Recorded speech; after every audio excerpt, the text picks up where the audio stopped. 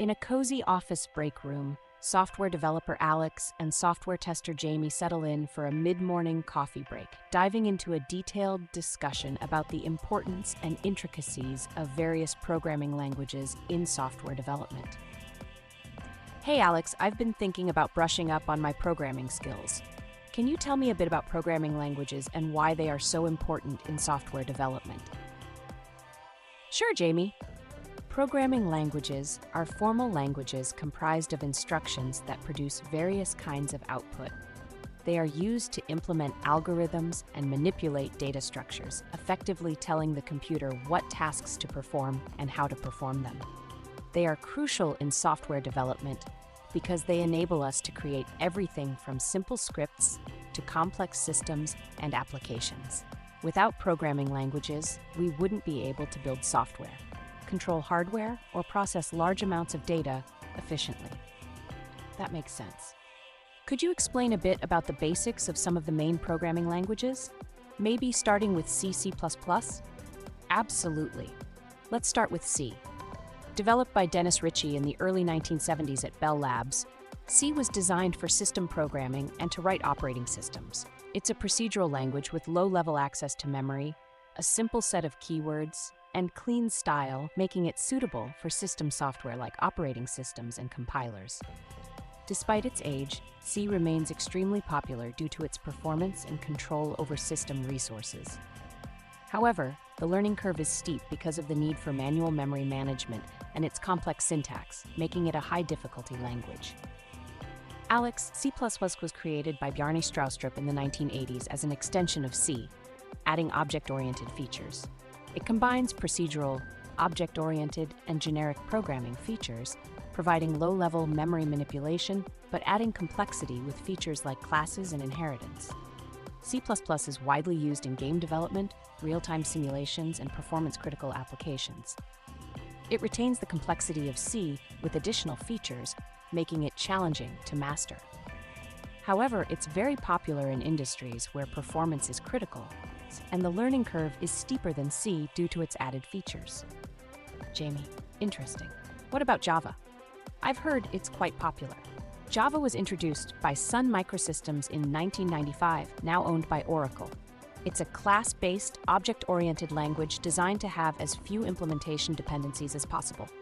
Java runs on the Java Virtual Machine, JVM, which allows for platform independence, often summarized as write once, run anywhere. This makes it ideal for web applications, enterprise solutions, and Android development. Java is object-oriented and has a syntax similar to C++, but it handles memory management automatically through garbage collection, reducing complexity. It is extremely popular for its robustness and reliability. The learning curve is moderate and the difficulty level is medium, as it balances ease of use with a wide range of features. That's good to know. How does JavaScript fit into the picture? Alex, JavaScript, despite its name, is quite different from Java. Created by Brendan Eich in 1995 at Netscape, it started as a scripting language for adding interactivity to web pages.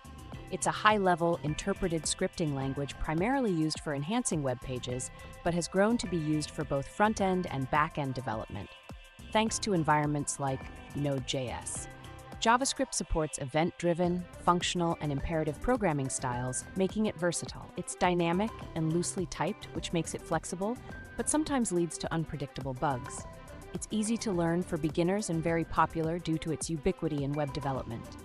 The learning curve is relatively easy, but mastering advanced concepts can be challenging with a difficulty level from low to medium. Jamie, and what about PHP? Alex. PHP, which stands for Hypertext Preprocessor, was created by Rasmus Lerdorf in 1994. It's specifically designed for web development and can be embedded directly into HTML. PHP is widely used for server-side scripting, and platforms like WordPress and Facebook were built on it. It has a straightforward syntax, making it easy to start with, but managing larger applications can become challenging due to its less strict nature. PHP remains popular for small to medium-sized web applications. The learning curve is easy, making it a good entry point for web developers, but the difficulty level can range from low to medium, particularly as projects grow in complexity. I see. How does .NET compare to these languages? Alex, .NET is a comprehensive framework rather than a single language, developed by Microsoft and released in 2002. It supports multiple languages like C#, VB.NET, and F#. C# is the most prominent language within the .NET ecosystem and was developed in the early 2000s. It's similar to Java in syntax, but more modern and designed to be simple and productive.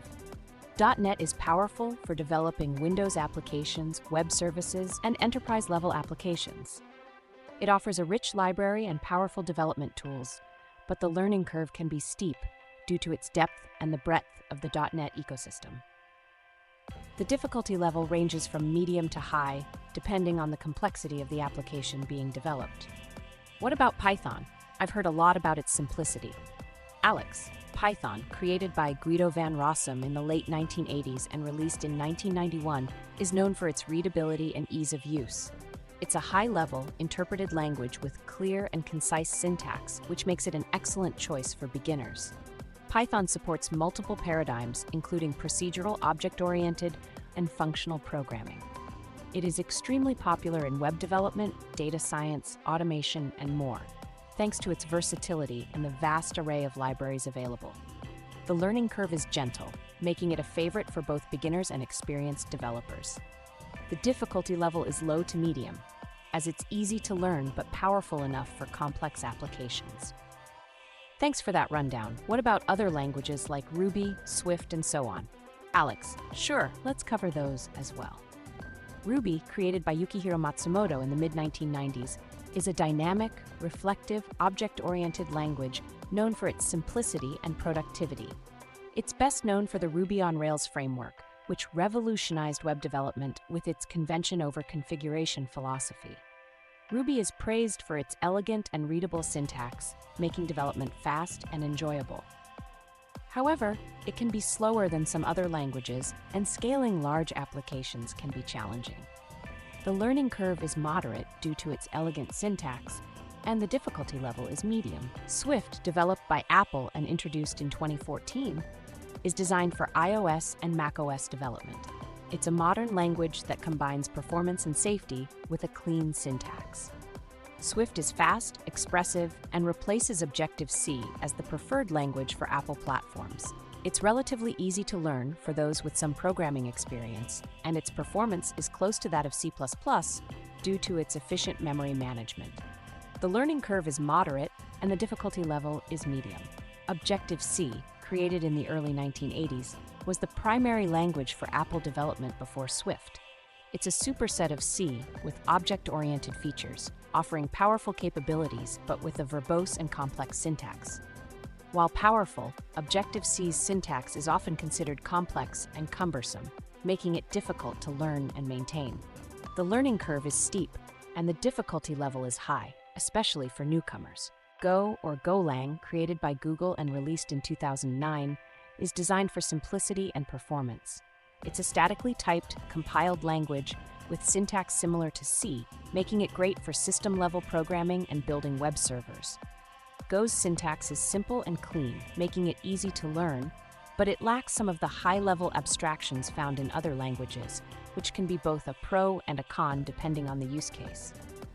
The learning curve is moderate, and the difficulty level is medium. Kotlin, developed by JetBrains and released in 2011, became officially supported by Google for Android development in 2017. It's a statically typed language that runs on the JVM and is fully interoperable with Java, but offers more modern features and a more concise syntax. Kotlin improves productivity and is designed to be safer, with features that help avoid common programming errors. The learning curve is moderate, especially for those with Java experience, and the difficulty level is medium. TypeScript, developed by Microsoft and first released in 2012, is a superset of JavaScript that adds static typing. This makes it easier to manage large code bases and catch errors early in the development process. TypeScript is growing rapidly, especially for large-scale web applications, as it combines the flexibility of JavaScript with the robustness of static typing. The learning curve is moderate, especially for developers familiar with JavaScript, and the difficulty level is medium. Wow, that's a lot of information. It's fascinating how each language has its own strengths and use cases. Thanks, Alex. I feel much more informed now. No problem, Jamie. It's great to have a solid understanding of these tools, especially when working in software development. If you ever want to dive deeper into any specific language, just let me know. As their coffee break concludes, Jamie feels more informed and grateful for Alex's thorough explanations, ready to delve deeper into the world of programming languages. Alex and Jamie's discussion highlighted how essential it is to understand the various programming languages used in software development. By exploring their histories, technicalities, popularity, learning curves, and difficulty levels, they have provided valuable insights for anyone looking to enhance their programming skills. Thank you for watching this informative session. We hope you found it both educational and engaging. Stay curious, keep learning, and see you next time.